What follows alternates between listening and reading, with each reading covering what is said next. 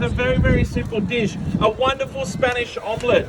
So we're going to do it with some potatoes and onions and eggs and a little bit of lemon right at the end. Okay, it's very, very tasty. What we need to do first of all is we're going to get a brown onion. We're just going to slice the onion really, really thin.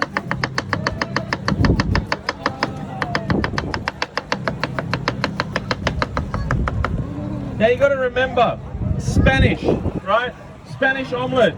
So we need a little bit of oil. Just a touch. Don't put too much.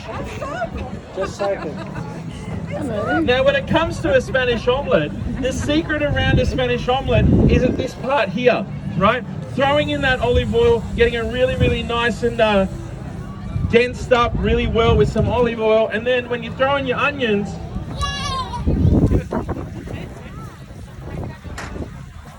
we're going to leave them and let it sit. Okay, we're going to get the onion, we're going to go have the flavor, we're going to pull it straight out.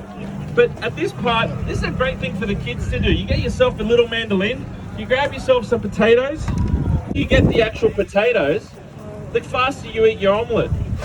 Yeah, it's as simple as that. The thicker the potatoes, the longer it takes to eat the omelette. So if we make them nice and thin, this will take a couple of seconds when we throw it into our omelette. Nice thin potatoes, get our onions, right? It's really good for like Parmesan cheese. Just get it really nice all the way across and use all that flavor. Now if you're going to go home and you're going to zest up, or you're going to do juicing, like you're going to juice some fresh lemons or some fresh oranges, take the zest off first. Put them into a little Ziploc bag, throw them in the freezer. It's a fantastic way to like pull them out of the freezer once you're done. Rub it into some breadcrumbs.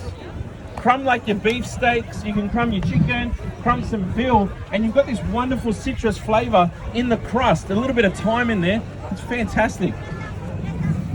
So we've got some eggs, right? Some wonderful eggs. We're going to get a little bit of cream.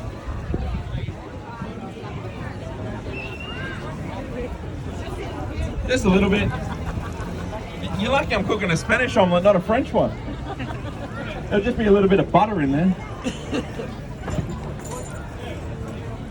So we'll just whisk this through. Now when we're doing like scrambled eggs to omelettes, one of the biggest secrets, put it into the frying pan, you ribbon them across the frying pan and they become really nice and fluffy. But don't overcook them, right? If you ever want to learn how to crack an egg with one hand, right, grab a dozen and practice. What you do is you crack the egg until it gets a nice crack into it, right? You get your jail finger and your thumb, your wedding ring. All the guys are like, shh.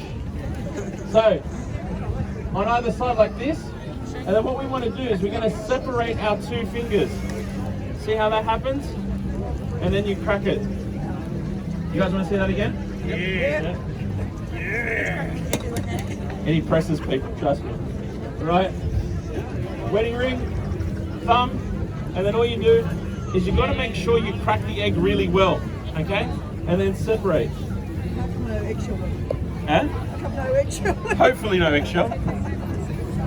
Then we get a little bit of cream again.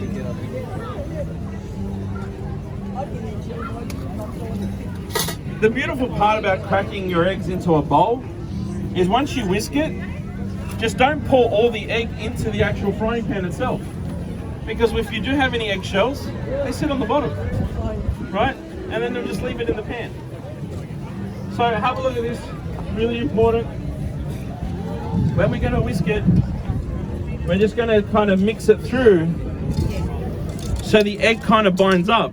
We want to make sure we keep that egg together. You guys see?